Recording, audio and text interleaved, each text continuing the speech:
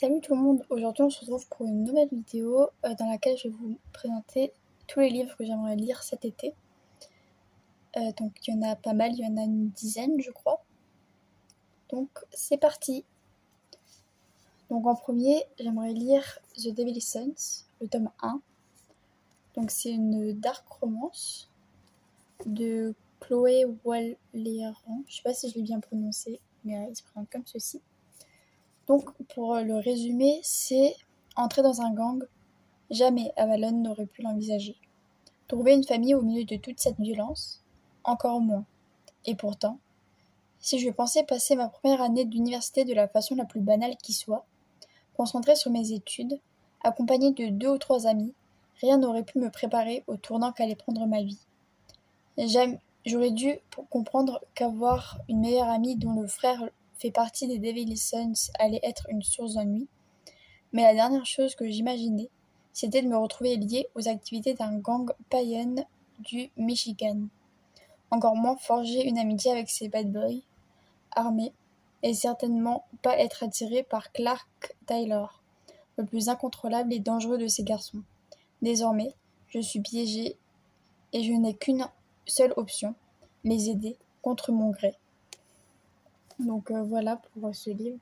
Donc il est assez court. Je sais pas, il fait combien de pages? Il fait quand même 439 pages, donc au final, il est pas non plus trop court. Mais il a l'air plutôt pas mal. Donc on verra. Ensuite, on a The Kiss Quotient de Helen Hoang. Donc c'est une new romance. Et celui-là, il est assez gros quand même.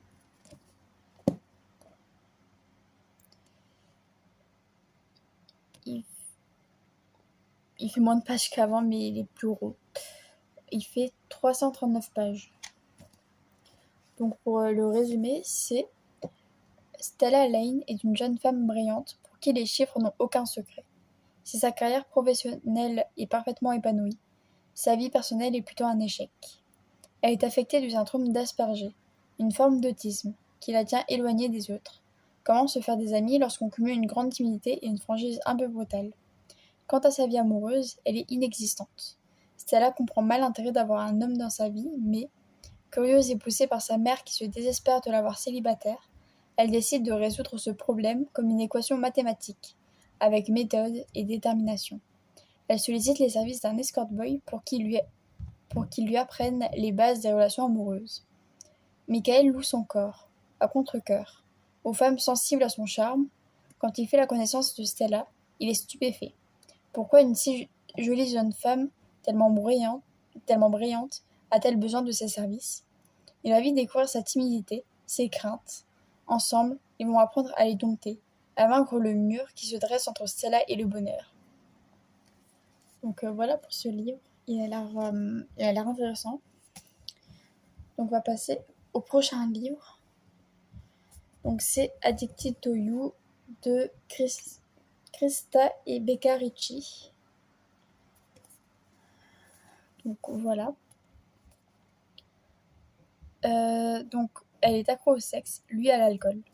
Leur seule manière de s'en sortir, toucher le fond. Personne ne pourrait soupçonner le secret de Lily Calloway. Dans les bars, pendant que les autres sont sur la piste de danse, Lily, elle, est aux toilettes. Pour baiser. Des coups d'un soir torride dont elle a honte et qu'elle regrette aussitôt le lendemain. Il se trouve que la seule personne dans la confidence se livre à un penchant tout aussi inavouable. Pour Lauren Hale, sa meilleure amie et sa bouteille de bourbon, Lily n'est pas loin derrière. Cela fait 3 ans qu'ils font semblant d'être en couple, cachant leur addiction respective à leur famille. Mais alors qu'ils croulent sous le poids de leurs secrets, Lily et Lauren s'accrochent à leur relation destructrice et commencent à se demander si une vie ensemble, pour de vrai, ne serait pas préférable au mensonge, et si le véritable vice de chacun était l'autre. Donc voilà pour ce livre, il a l'air vraiment pas mal. Je pense que c'est un des livres qui m'intéresse le plus. Ensuite, on a Smile. Ça, c'est le deuxième livre qui m'intéresse le plus. Donc c'est un livre de Joyce Keaton. Donc c'est mon autrice préférée. Donc, pour le résumé, c'est... Donc déjà, c'est un livre pour public averti, à partir de 18 ans. Et c'est une dark romance. Donc, pour le résumé, c'est « Ne vous laissez pas avoir par son sourire. Si vous trouvez ce message, merci de le transmettre immédiatement à la police. C'est une folie, mais comprenez-moi, je dois la retrouver. Ma mère, le centre de mon univers. Je sais que l'Alliance est impliquée, qu'il est derrière tout ça. Je n'ai plus d'autre choix puisque personne ne m'aide. J'agirai seule. Même si chaque décision me rapproche un peu plus de ce point de non-retour, où l'on ne sait plus distinguer la vérité du mensonge, l'ennemi de l'allié. Mais demain, tout changera. Demain, j'infiltrerai la secte de l'homme le plus monstrueux que cette ville a porté, quitte à sacrifier tout ce qu'il me reste et me perdre moi-même. Parce qu'une chose est sûre, je la retrouverai, quoi qu'il en coûte. » Donc voilà pour Smile. Ensuite, on a L'Impératrice. Donc c'est le tome 1 de Les Yakuza. Il a été écrit par Aya Estrella. Il est super joli. Donc ce livre, il est aussi à partir de 18 ans. C'est aussi une dark romance. Donc, pour le résumé, c'est « Bienvenue chez les Yakuza de Tokyo ». À 27 ans, Kuro Itake n'a plus le choix. Pour devenir chef de son clan, il doit prendre une épouse, froid et implacable, et jette son dévolu sur Nikita Volkov. Cette jeune femme héritière de la Bratva russe a passé sa vie à fuir son héritage, mais face à Kuro, elle n'a plus d'échappatoire. Pour lui, elle n'est qu'un nom, un pouvoir. Pour elle, il est la pire des prisons. Pourtant, derrière les chaînes et les menaces, une fascination s'impose, aussi brute qu'inévitable. Kuro pensait tout contrôler, toujours avoir un coup d'avance. Toutefois, il n'avait pas prévu que cette femme bouleverserait ses plans, ni les battements, jusqu'alors si maîtrisés, de son cœur. Donc apparemment, ça parle de mariage arrangé, de hate to love et de slow burn, tout ce qui est marqué derrière. Je vois pas, juste là. Donc on verra, il a l'air bien. Ensuite, on a le tome 1, Les dieux du campus, donc c'est Linder. Donc ça, c'est une new romance. Donc c'est un livre de Phoenix B. Asher et F.V. Estière. Donc, pour le résumé, c'est quarterback de l'équipe de football de l'université de Saint-Charles. Linder McNeil ne vit que pour les études et le sport. Il ne laisse rien ni personne se mettre en travers de son chemin vers la réussite. Même ses meilleurs amis et colocataires ont bien du mal à le détourner de ses révisions et entraînements intensifs. Loin de faire preuve de fausse modestie, il se prendrait presque pour le dieu du campus. Il pourrait cependant vite être ramené à la réalité par Nix Dougherty, les sermons. Cette fille de pasteur en a soupé. Elle compte bien profiter du vent de liberté qui souffle sur sa nouvelle vie loin de sa famille. Et peu importe qu'elle se mette à dos celui qui se prend pour Zeus réincarné lors de la première soirée de l'année, la colère divine, elle en fait son affaire depuis bien longtemps. Donc voilà, c'est aussi un livre pour public averti. Et il a l'air franchement intéressant celui-là. Ensuite, on a Sanglante éternité de Hossein Ghanem. Bon, il a un petit peu abîmé, il a pris l'eau. C'est une fois mon anniversaire, on est allé faire les boutiques et sauf qu'il a plu à mort. Du coup, rip. Donc c'est encore un livre pour public averti. Il y en a beaucoup des publics avertis, donc c'est une new romance, mais je crois qu'il fait aussi un peu thriller celui-là, si je ne me trompe pas. Donc c'est un livre de Hossein Ghanem. Et pour le résumé, c'est cette année, Gabrielle Cruz se l'est jurée. Elle arrête les bêtises et se concentre sur les études, parce que si elle loupe encore une fois ses examens, son père lui coupera les vivres et elle devra rentrer au bercail. Plutôt mourir pour elle qui a toujours rêvé d'être criminologue. Et ce n'est pas Gabriel Del Vecchio, son meilleur ami et accessoirement l'homme idéal, qui mettra à mal ses bonnes résolutions.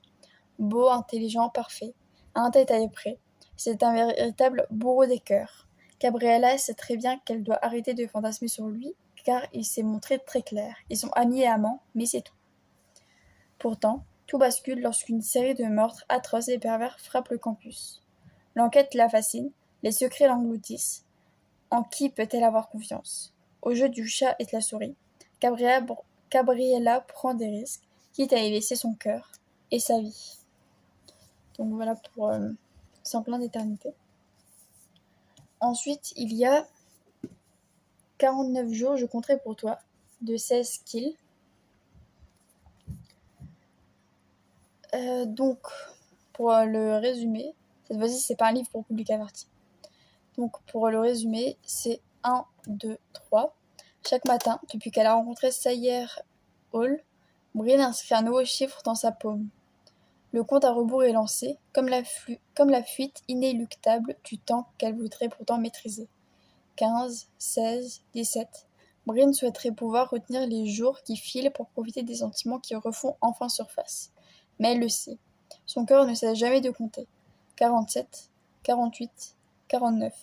Alors qu'elle ne sait pas aimer plus de 49 jours, Sayer sera-t-il celui qui libérera son cœur?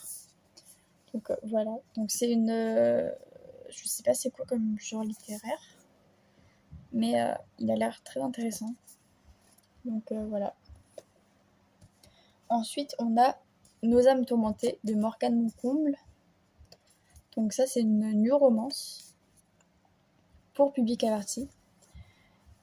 Donc pour le résumé, c'est si Azalée a autrefois été une adolescente épanouie, certains événements l'ont poussée à devenir ce qu'on a toujours dit d'elle. Mais le jour où sa mère, qu'elle n'a pas vue depuis des années, décède dans un accident de voiture, son masque de jeune femme froide et indifférente menace de se fissurer.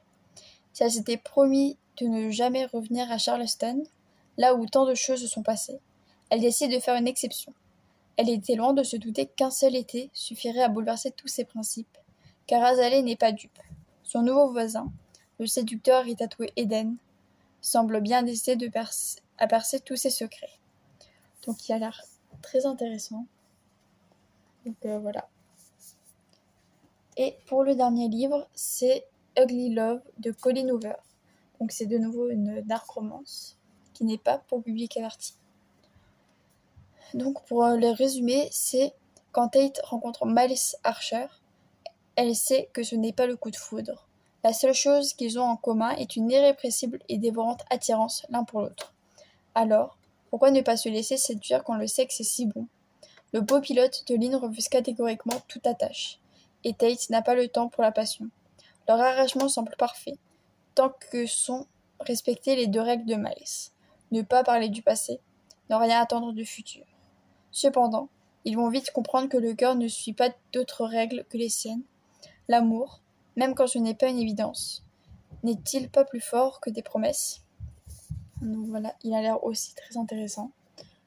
Donc ça, normalement c'est censé être ma prochaine lecture, donc on verra.